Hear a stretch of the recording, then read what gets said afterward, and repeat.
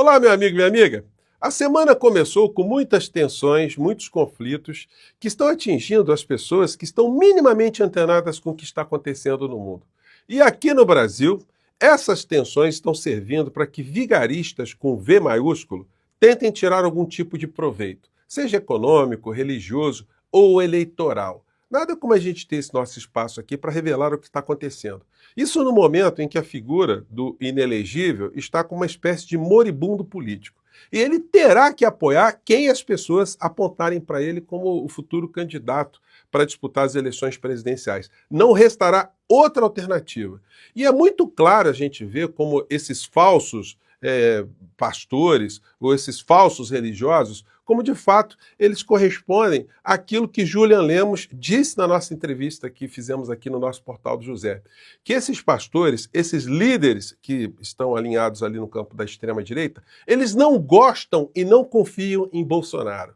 E Bolsonaro não gosta e também não confia nessas criaturas, fazendo com que esse tipo de relacionamento tenha sido um relacionamento absolutamente falso e promíscuo. E agora, o que nós vimos? O Bolsonaro sendo descartado, ele não aparece mais nessas marchas para Jesus, enfim, e estão sendo colocados ali, ou está sendo colocado especificamente no seu lugar, a figura do senhor Tarcísio de Freitas, que está se comportando como o maior vigarista político do momento para substituir aquele que foi seu padrinho político vigarista também.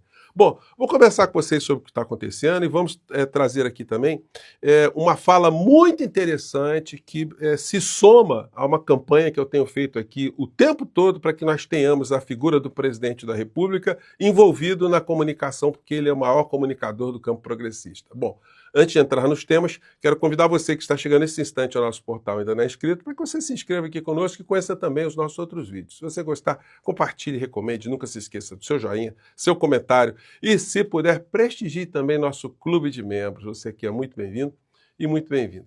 Gente, começar aqui pelo plano geopolítico. A gente pega o jornalão aqui, o Globo, aí eles colocam aquilo que nós estamos vendo, né, que é objeto de tensões por todos os lados. Guerra no Oriente Médio. Depois de ataques ao Irã, Trump fala em mudar regime do país. Então agora não é mais defender a humanidade, agora não é mais armas de destruição em massa, né? É a mesma coisa que eles venderam lá atrás quando eles destruíram o Iraque para roubar o petróleo iraquiano. Agora é mudar o regime também. Estados Unidos ameaçam fazer novos bombardeios. Teherã rejeita o ultimato e diz que não vai negociar. Aí você pega a opinião do jornalão.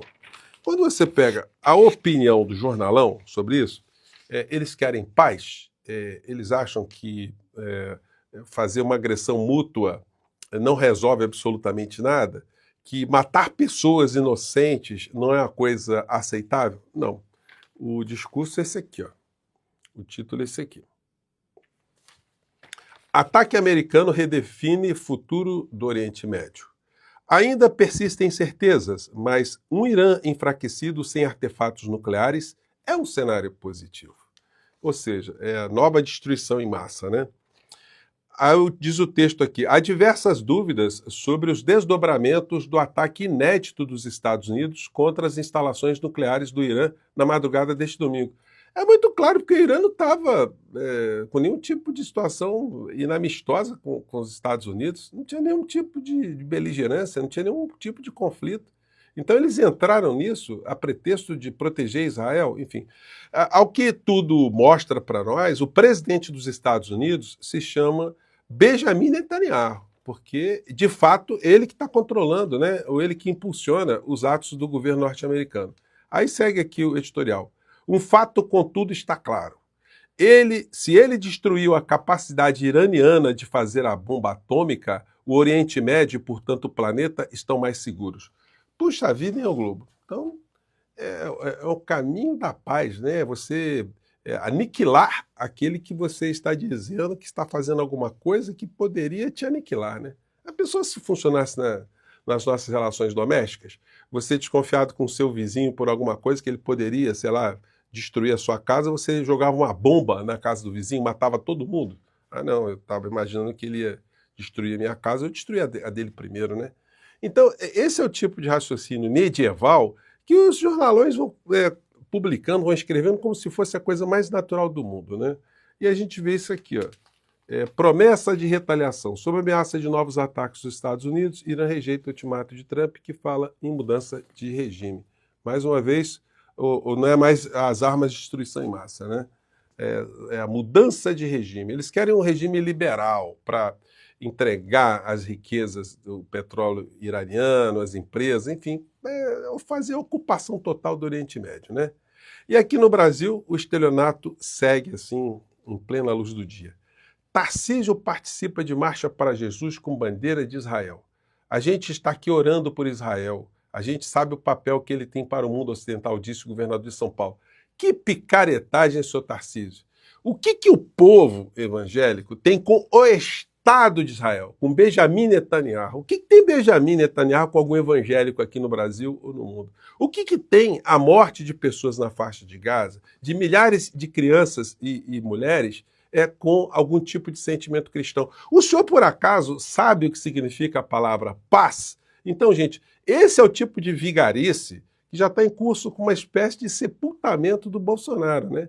Quando a gente pega um pastor desse como Hernandes, né, que organiza aqui esse tipo de manifestação, né, colado com o Tarcísio de Freitas, jogando o Bolsonaro para baixo do tapete, o Bolsonaro está morto. Ele sabe que já era. Agora é o Tarcísio que sabe orar, sabe declamar algumas orações, alguns versículos, né? É mais antenado porque é o mais esperto no meio dessa história. Que não tem nada de evangélico, e está fazendo isso por puro oportunismo, porque também não é amigo desses pastores, e esses pastores não são amigos de Tarcísio de Freitas. É uma figura que saiu das catacumbas da extrema-direita para se alçar dessa posição agora de ser o novo representante da extrema-direita. E Bolsonaro está frito com essa gente, porque ele não tem como dizer assim, eu não apoio o Tarcísio. Ele já está liquidado, então ele vai ter que pular no barco Tarcísio. A questão é se o Tarcísio vai vir como candidato à presidência da República ou se ele vai seguir na condição de uma reeleição no estado de São Paulo. A conferir, né? Mas estão jogando peso na figura dele, apostando que o governo Lula ficará mais enfraquecido. Mas aí é que cabe uma reação contundente do governo. É por isso que eu vou tratar desse assunto um pouquinho mais aqui à frente do nosso encontro de agora. Bom, e aí a gente vai vendo ainda a extrema-direita estrebuchando. Esses canais extremistas, agora eles vêm com essa. Bolsonaro acabou com a minha vida. Veja, revela que Xandão quer se vingar. Aí os caras estão dizendo, nossa, o Alexandre de Moraes está tocando, todos os processos está tocando, porque ele tem ódio. Eles tratam a coisa como se fosse uma briga de faroeste, né? O Alexandre de Moraes tivesse desenvolvido ali contra o Bolsonaro um troço pessoal. E ele está sendo muito habilidoso em não se deixar contaminar pelas agressões que Bolsonaro fez contra ele durante esse tempo todo. Mas aí, como nós vimos aqui no papo que eu levei com o Julian Lemos, o Bolsonaro conseguiu trazer o que de pior existe na sociedade para ficar do lado dele. Um monte de oportunista, de vigarista, de salafrário, bandido, de supostos intelectuais e juristas. E um deles é essa figura aqui, que fica ruminando, por isso que eu apelidei de o Jeguinho Lustroso do Paraná, fica ruminando em verdades e insuflando as pessoas a acreditarem nessa fantasia como isso aqui, ó. Bolsonaro destruiu a vida do ministro Alexandre de Moraes para que Moraes sentisse raiva e ódio de Bolsonaro? Gente, ontem eu postei um vídeo que gerou um burburinho imenso aqui no canal, em que eu falei sobre a razão secreta da perseguição de Moraes. Ele é sempre assim, ele tem sempre as informações secretas, né? Ele deve ser um zumbi invisível que fica bisbilhotando os outros.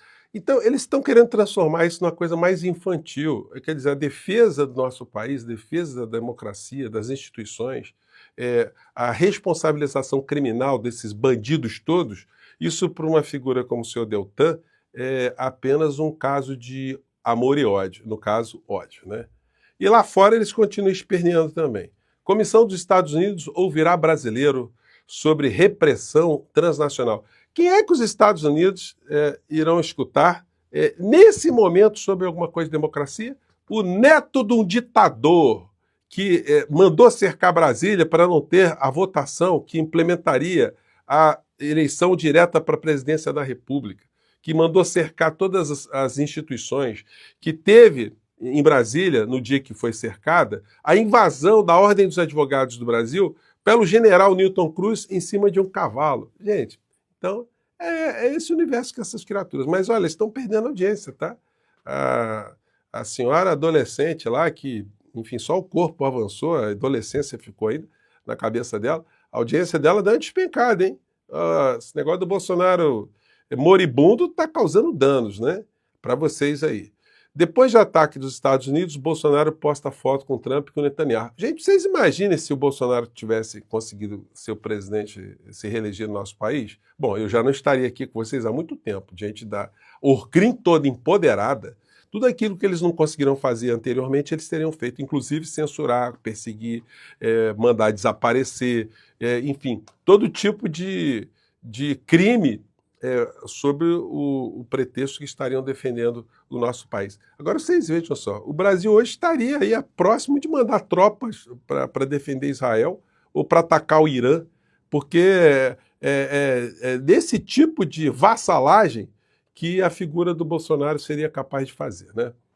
E aí é o seguinte, e nós aqui, vamos fazer o quê? Temos que batalhar, né? E eu vou trazer para vocês agora um trecho aqui da entrevista que o meu amigo Ricardo Mello participou, onde ele fala coisas muito próximas que eu falo aqui para vocês sempre sobre o que nós temos que fazer para enfrentar essa loucura toda aqui, né? Ele fala de um ponto-chave, comunicação. Não é só comunicação, mas comunicação é o ponto central, né? Vamos lá, fala, Ricardo. Então, assim, é um problema muito grave que eu considero que o governo comete o erro, que é o Lula não estar nas redes, de pessoalmente. Transmitir essa responsabilidade para ministros, para outras pessoas estarem falando em nome do governo, quando nesse momento a gente tem que entender que o governo é o Lula, ele tem que dizer para as pessoas, ele está o tempo todo dizendo para as pessoas o que ele está fazendo, quais decisões ele está tomando. Um aspecto que me chamou a atenção nessa pesquisa, bastante, é o número de pessoas que não sabe dos programas que o governo colocou em prática. Exatamente. Né? Inclusive, ações que são aprovadíssimas, quem sabe aprova, porém pouca gente sabe. Ou seja, tem de fato uma falha de comunicação. A gente viu recentemente aí uma matéria falando que o Lula perdeu 1 milhão de seguidores em 6 meses em todas as redes sociais. Quando a gente que trabalha aqui, né, a gente sabe, se você não publica, você perde seguidores. Se você não vem, se você não está presente o tempo todo, as pessoas vão embora, elas não vão ficar aqui esperando para sempre. E eu acho que essa é a grande falha. A falha fatal do governo até o momento, aquela que está comprometendo de fato não só a popularidade, mas principalmente a governabilidade. Porque o governo impopular também fica muito mais caro pagar qualquer fatura no Congresso Nacional. Conseguir aprovar qualquer coisa no Congresso fica mais difícil quando o governo é impopular. Então, a popularidade não é só uma questão eleitoral, é uma questão de conseguir governar, de conseguir implementar as suas políticas. E o governo não consegue em razão dessa... Até complementaria, Ricardo, é uma luta a favor do processo civilizatório, do avanço civilizacional aqui no nosso país. Impopularidade. Então, não adianta esperar para o ano que vem, pensando, o ano que vem tem propaganda na televisão, o ano que vem a gente vai conseguir contar para o brasileiro tudo que a gente fez. Não adianta. Não adianta, porque também não adianta ganhar uma eleição num país ingovernável. Também não resolve o problema. A gente precisa governar, além de ganhar a eleição. Então é preciso estar popular para ter força para enfrentar o Congresso Nacional. E essa força que está faltando na presença do Lula nas redes sociais. Eu já apurei que ele não gosta, que não é do perfil dele fazer isso. Porém, não se trata agora de se dar o luxo de fazer o que é do meu perfil ou o que não é do meu perfil. Se trata de governar o país do jeito que o país agora precisa ser governado. E governar... Perfeito! Quando eu estive lá com o ministro Sidônio, eu falei para o ministro, olha só, o Lula se comunicar com a sociedade, com o povo brasileiro, não é a faculdade dele, é uma obrigação do governante prestar contas, ser transparente, estar mantendo contato. Porque se ele não fala, a gente não tem essa força, não tem essa expressão, né? Governar o país hoje é falar a nação. Porque a comunicação mudou. O caminho por onde a comunicação mudou. A mídia tradicional, os grandes portais, os grandes veículos de comunicação, já há anos sofrem um processo de descredibilização, e esse processo está funcionando. Está funcionando. Muita gente já não consome o conteúdo da mídia tradicional.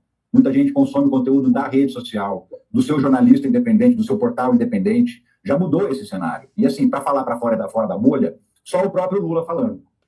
Perfeito, gente. Eu vou colocar o link desse papo aqui do meu amigo Ricardo, enfim, para vocês assistirem na íntegra, que ficou muito interessante, mas se soma a nossa luta permanente aqui para, através da comunicação, a gente levantar outros temas também em debate aqui no nosso país, né? Sempre com a participação, evidentemente, do presidente da República. Senão, gente, nós vamos ficar assistindo essa insanidade toda aí, ganhando cada vez mais terreno, né?